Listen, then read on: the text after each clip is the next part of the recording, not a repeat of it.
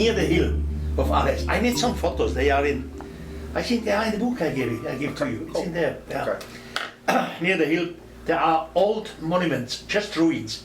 You see no buildings. You just see walls. Yeah. And it had to do with the Celtics. Did Kelten? Yeah. With the Celtics, etc. He explained me and he showed it to me. Even in Asterix, Obelix, the place is mentioned because there was a war between whatever, Matriculix and whoever the X were. So, and he says, even at that time, these lines already existed. They come from prehistoric time. Nobody knows what's there. No. So I always hoped maybe I have a special feeling. Yeah. There is an old church. So I went into that church, a little church, rather a bigger chapel. And I was just staying there and feeling there, but I felt nothing. I always have warm finger tops, I always have that, but I feel nothing special. So Arles exists, the place is there. You don't have the book here. Now I give you. No, okay. So with this place though, is it the one that you do the sort of concentric spiral, or you go directly out of it, multiple ley lines? It's like the centre of a whole. And all of the places that are on the lines all have very similar. All the same name. Names. Like it's very the same. Very similar. Der Wortstamm. What is der Wortstamm? The origin of the word. The origin of the word. On all these villages here is the same. Alles, Mont, Ali, Alex, Alexon, alles the same. So what is the meaning of that then? We don't know. I have, of course, a stupid idea. Erich has always stupid ideas.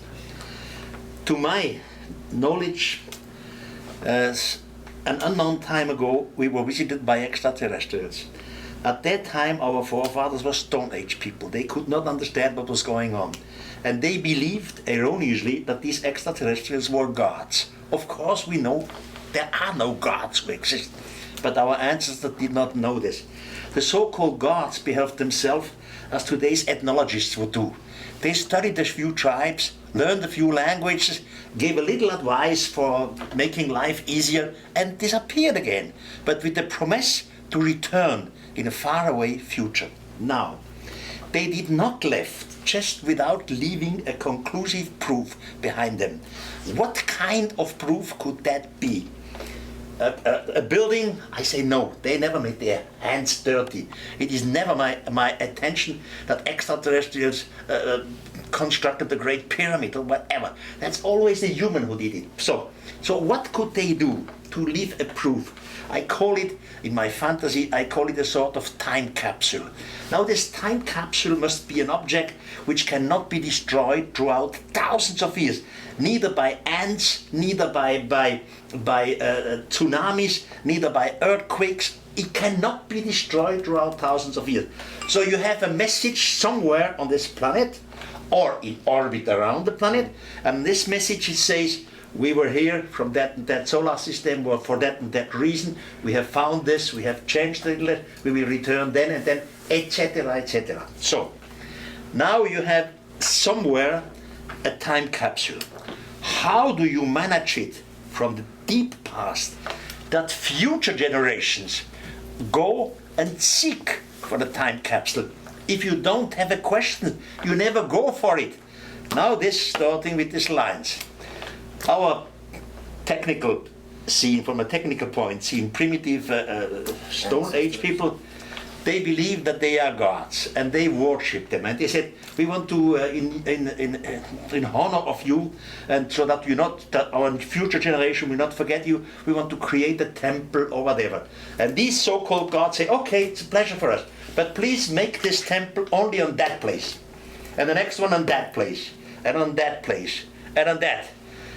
They know, the extraterrestrials, that this is a straight line. The natives have no idea what they do. They just worship. They start with a small monument, maybe it's just a few stones, and later the place becomes a holy place, and now later generations construct a bigger structure and so on. The extraterrestrials knew exactly that in a far future, humanity will develop technology. Humanity will develop, for example, aircrafts. Humanity will fly over the planet. They will make photographs from the air. They will mark the borders of their lands. And of a sudden, they realize, here, There's a straight line. And all under the line are some megalithic sites. And notice the humanity of the future starts to ask a question. They say, what is this? Did we have a higher civilization in the past? Or has it anything to do with feelings? So the humanity of the future start to ask questions. And one of these idiots of the future came to the question, have we maybe been visited by beings from outer space? That's one of the speculations. And then the answer of the critic would say, okay, if, where is the proof? We have no proof. And that's exactly the situation we have today. We have the question, because of these lines, because of some temples, we have the question, but we don't have the answer. But without of these lines, we would not even have the question. We would not even go and seek for something. It was on my idea, it was on purpose, these lines. It was not coincidence. Here you have lines all over the globe. That's fantastic. I mean, do you think that, because there is evidence that the ancient peoples of the world were surveying the landscape, that you have the Pires Res map, you have the ancient maps, you have other legends that kind of state this, like you have in the Book of Enoch, the angels took wings and flew and went off to measure. But I mean, do you think there's that the humans were doing it, or do you think it all came from extraterrestrials? Humans did it, but influenced by the extraterrestrials, in my opinion. There are just a very, very few examples where we find structures of the extraterrestrials and they are linked together with legends again. Normally, the extraterrestrials never made a pyramid or a temple, never. They never made their hands dirty. It's always the human who did it. But in the highland of Bolivia, for example, you have this place, Pumapunku.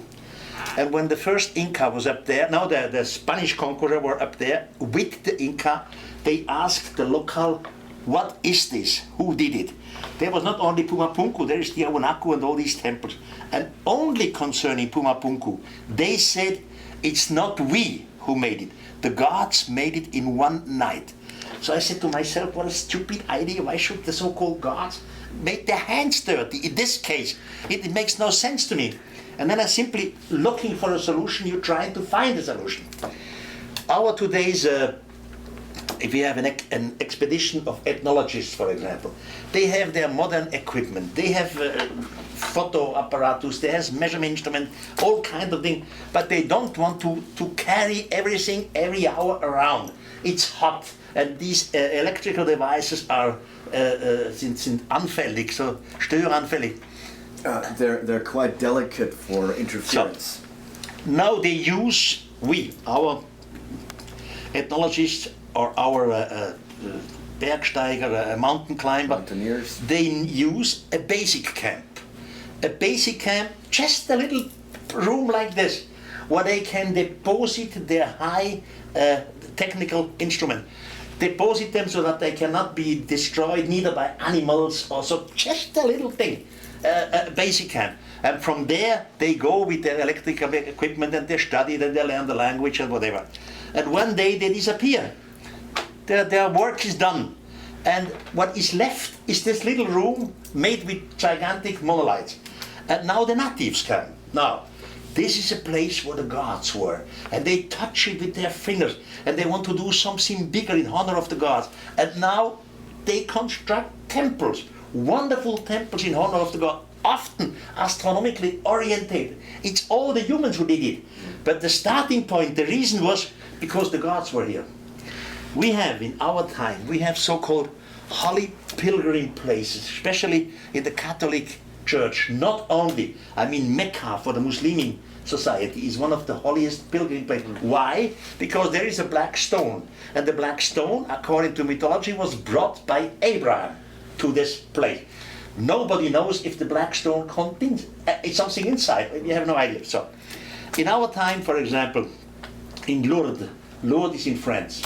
There is a Catholic place because a young girl had the vision of the Holy Mary.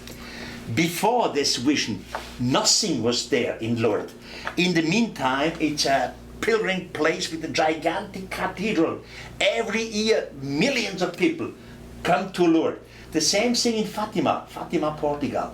3 children, they said we had a vision. And not only once, they had it 6 times, the 3 children of Fatima. So everybody was worshipping something which nobody saw except the 3 children.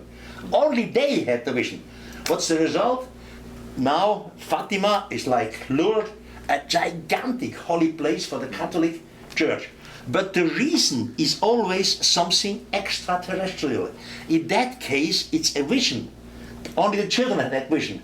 The mother of Jesus, the mother of God, is like Isis in Egypt, something not realistic, extraterrestrial. So the starting point is always something like a vision or something happened, or at some place people are absolutely convinced because a whole village side there was a landing of a UFO. And now the place becomes a holy place because of. So in the case of this line system, I have the feeling it's not coincidence. Of course, you can always have, there are magnetic fields. You can always have the feeling there are different types of stones or different types of, but when you cross mountains like the Alps, all these lines never go in the right direction. Even when